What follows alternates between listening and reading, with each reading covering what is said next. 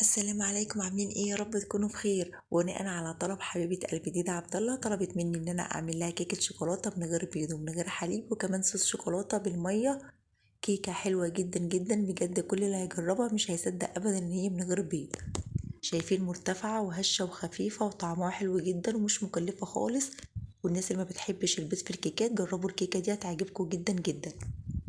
كمان عايزه اقول لكم ان احنا هنضيف كده معلقه في الكيك، بيخلي الكيك مرتفع جدا وهش ومش مكتوم. كيكه بجد وهم. ان شاء الله لو جربتوها مش هتبطلوا ان انتوا تعملوها. شايفين الكيكه عامله ازاي؟ ومقاديرها بسيطه جدا. يلا بينا نشوف الطريقه والمقادير. بسم الله الرحمن الرحيم. ان شاء الله قبل ما نحضر الكيك وقبل ما نعمل اي حاجه لازم تكوني محضره الصينيه. انا هنا معايا صينيه الومنيوم، دي احلى تسويه ان انت تسوي فيها الصواني الالومنيوم، توسع الحراره حلو جدا جدا. الصينية دي مقاس 20، دهنتها بالزيت وبطنتها كده بالدقيق وبفضي الدقيق الزيادة. ومش لازم ابدا حلة بارتفاع عالي، دي حلة تورتة، اي صينية عندك تقدري ان انت تخبزي فيها.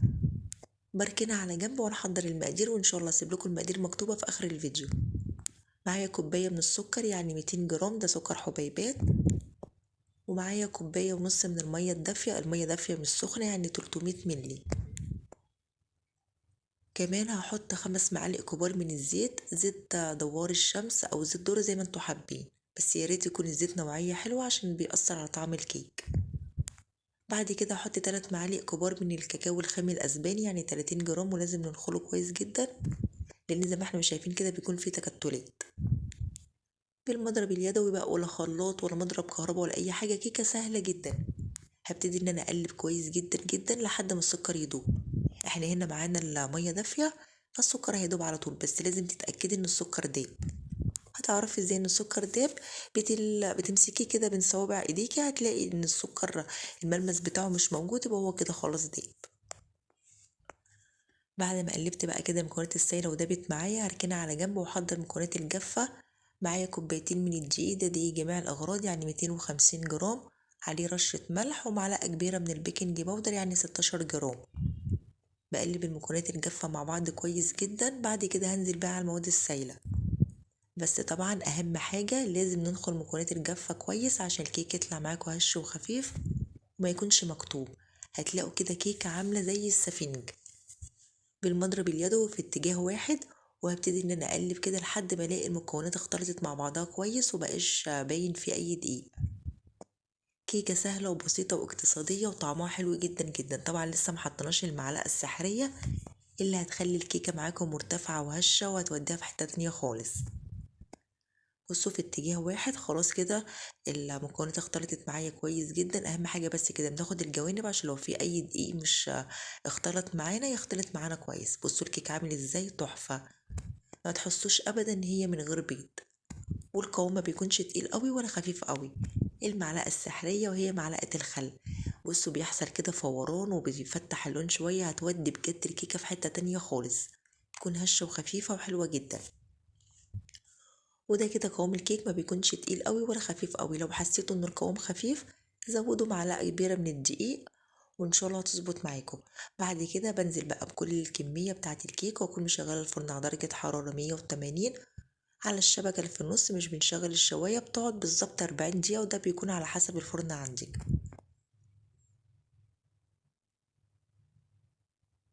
ودي الكيكه بعد ما استوت ما شاء الله طالعه تحفه، ولا بيض ولا اي حاجه. بصوا مستويه وخفيفه جدا بجد، مش مستحمله.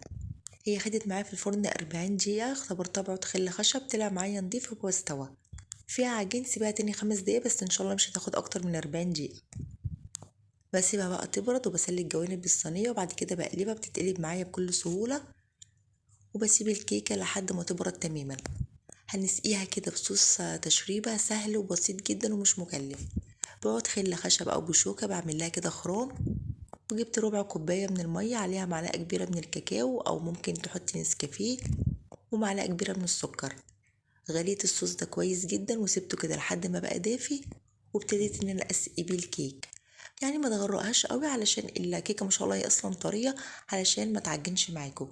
بس هنا الكيكه بتكون بارده والصوص بيكون دافي، وابتدي ان انا اسقيها كده. تحفه بجد تحفه. ودلوقتي انا هحضر صوص شوكولاته سهل وبسيط جدا بالميه، وبجد طعمه حلو قوي. معايا كوبايه من الميه، ميه عاديه جدا من الحنفيه يعني 200 ملي، معلقتين كبار من الكاكاو الخام، معلقه كبيره من نشا الذره، 3 معالق كبار من السكر حبيبات، ولو عايزه تزودي كميه السكر زي ما انت حابه. بعد كده هحط رشه الملح. رشه الملح دي تركية حلوه جدا جدا بتظهر نكهه الشوكولاته، جربوها هتدعولي. بعد كده برفعه على النار مع التقليب المستمر لحد ما يبدأ يتقل كده معانا صوص الشوكولاتة. طبعا لازم نقلب باستمرار لان في نشا عشان ما يعملش معانا تكتلات، ويكون صوص الشوكولاته ناعم كده وكريمي. ولما يغلي معاكم سيبوه كده اقل من دي عشان نتاكد ان النشا استوى. بعد كده حطيت 4 معالق كبار من الزيت اللي هي معلقه الاكل، وبقلبه وبطفي عليه النار. وكده جاهز معاكم احلى صوص شوكولاته تقدروا ان انتوا تستخدموه على الكيك. اهم حاجه كده وهو سخن نبتدي ننزل بيه على الكيك على طول، لان لو سبتوه يبرد هيكتل معاكم مش هيكون كده ناعم.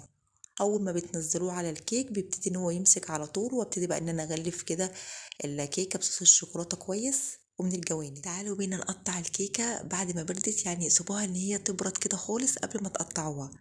بصوا ما شاء الله صوص الشوكولاته بيمسك عليها وعامل طبقه حلوه جدا. هبتدي ان انا كده الاول اعمل علامات عليها قبل ما اقطعها.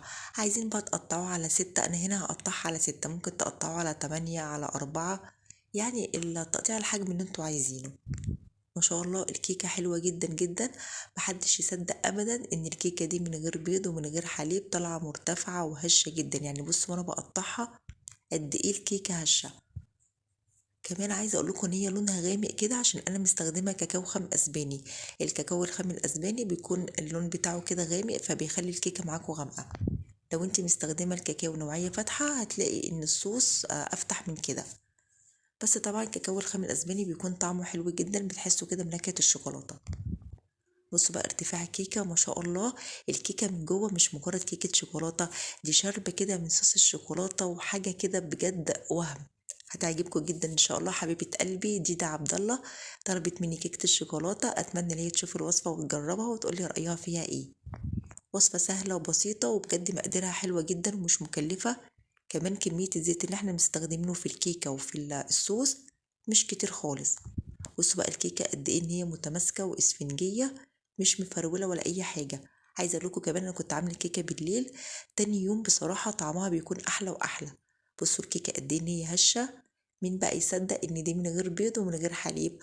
جربوها الناس اللي ما بتحبش البيض في الكيكات. ان شاء الله الوصفه دي هتعجبكم جدا جدا. وكنت كمان عملت كيكه فانيليا من غير بيض، هسيب لكم اللينك بتاعها في صندوق الوصف اللي حابب يشوفها. طريقة سهلة ومش مكلفة خالص. أتمنى يا رب الوصفة تعجبكم وتجربوها وتقولي رأيكم فيها ايه. ويا ريت لو بتشوفوا قناتي لأول مرة تشتركوا في القناة وتفعلوا الجرس على الكل علشان يوصل لكم مني إشعار بكل فيديو أنا بنزله. ما تنسوش يا حبايب قلبي اللايك للفيديو عشان ده اللي بيرفع الفيديو، وشيروا بقى الفيديو كده لحبايبكم وأصحابكم عشان الكل يستفيد. أشوفكم في فيديو جديد إن شاء الله. مع السلامة.